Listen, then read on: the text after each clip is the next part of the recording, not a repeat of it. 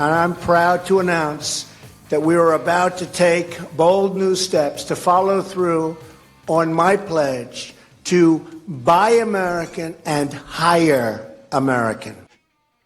So that was the president's announcement yesterday. He signed that executive order when he was up in Wisconsin. It's got a lot of people questioning, what does this mean?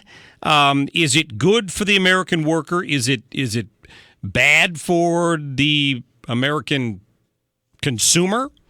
If it's going to mean costs are going to go up, there's a lot of talk about that. And in fact, I referred to this in my interview with Brad Bauman. CBS this morning ran a report from Major Garrett talking about how Donald Trump doesn't walk the walk and talk the talk and walk the walk. Listen. Good morning. President Trump does have a problem when it comes to preaching buy American, hire American. It's the same problem he had as a candidate, which of course means it can be overcome. And the problem is this. When it comes to this issue, Mr. Trump's history can best be described as do as I say, not as I do. So CBS always looking for the negative there, as you can tell. But we're joined right now by Dave Ray. He is with the Federation for American Immigration Reform. Dave, how are you? Doing great. Thanks for having me on, Mark. Great to have you on the radio. Tell me how this policy, and I guess specifically related to the visa issue, involves the immigration reform that's so near and dear to the heart of conservatives. All right, so this executive order is right in line with the Trump administration's argument that first and foremost, immigration policy must serve the national interest. He touched on that in his immigration speeches while he was campaigning. Unfortunately, for the last several decades, immigration policy hasn't been serving in the national interest. It's been completely consumed by special interest politics.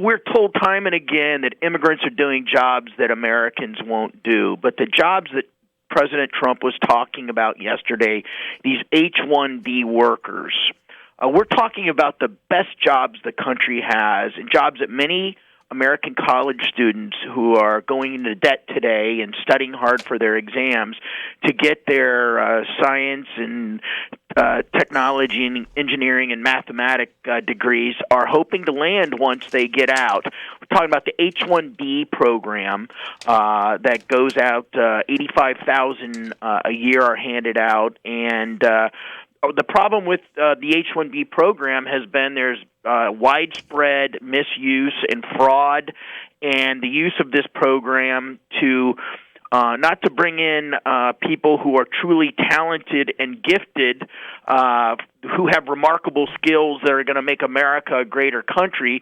Instead, it's being used as a way to kick Americans out of the workforce and displace them with cheaper foreign workers whose visas are tied to a specific job. Okay. And that's what President Trump was talking about. So how does this – so it sounds to me like maybe you can explain to my listeners what the change was. Because before, if I'm correct, a company could say, I need 40 of these H-1B visas, and then they could use them however they saw fit. And moving forward, that process will be a little different, correct?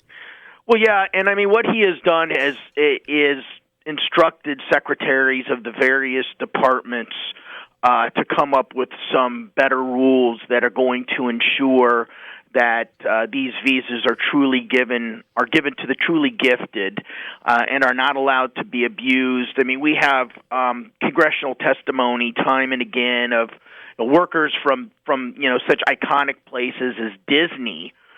Who came before Congress and said, we were all put into a room together and we were expecting a bonus, and instead we were told we're being, laid off. These are, U.S. workers in their 40s and 50s at the top of their field. We're being laid off and replaced by Indian workers, and our departure bonus is going to be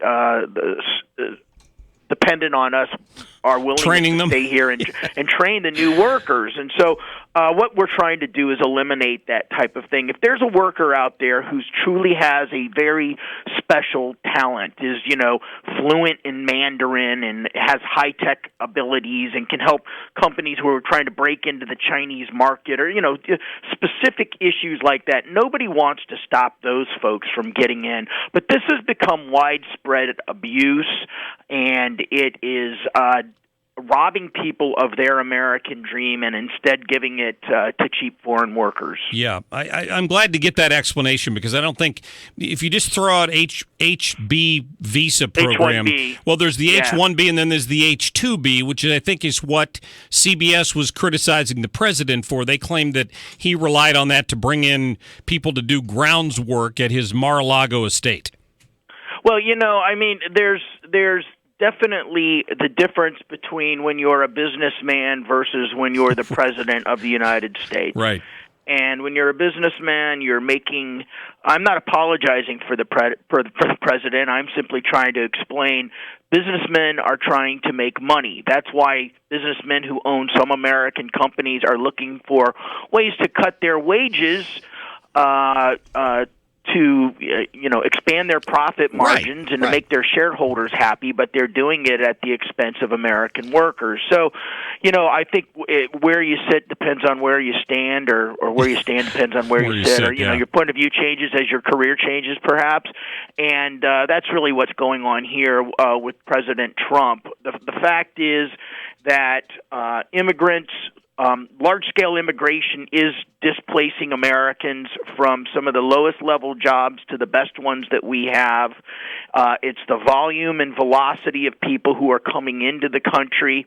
There was a very interesting study that came out by Pew last month, and Pew is not a right-wing organization with any kind of right-wing political bent, but they looked at all these jobs that are considered jobs that Americans won't do. I'm talking about picking produce and construction and housekeeping and stuff like that. All these deemed at the bottom of, and they found in every single instance that a majority of the workers in all of these fields were U.S. citizens.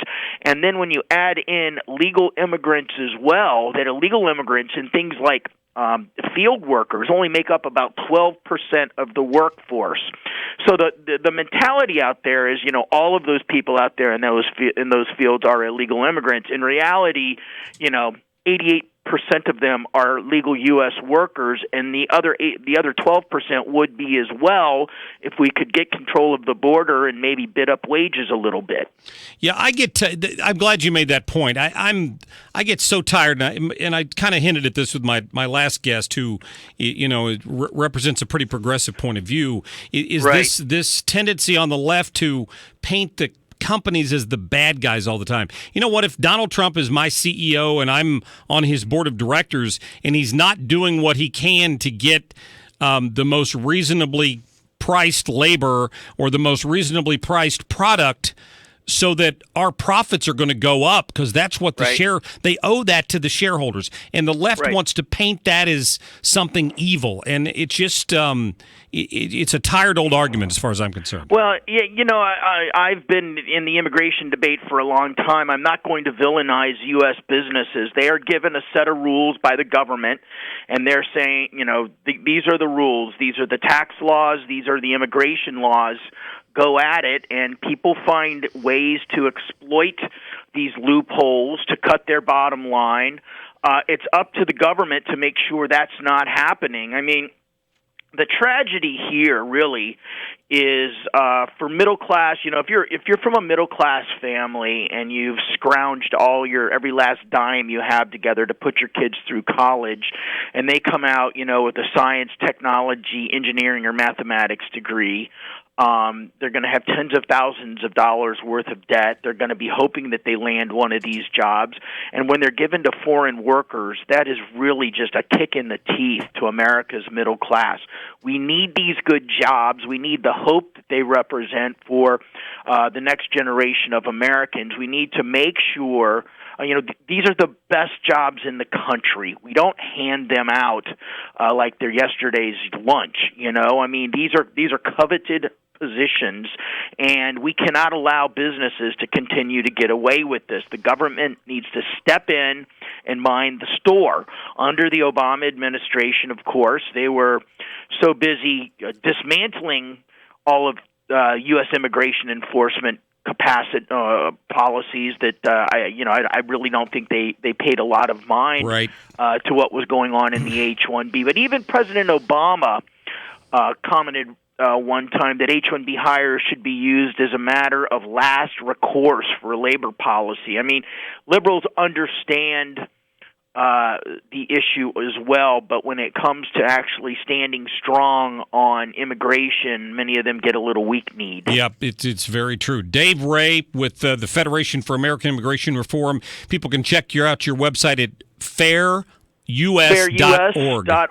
Please join. The immigration debate is heating up, and now is the time to be a FAIR member, fairus.org. Very good. Dave Ray, thank you so much. Thanks, Mark. All right, talk to you soon. Having you. Appreciate that. In fact, we're going to attend an event in Washington, D.C.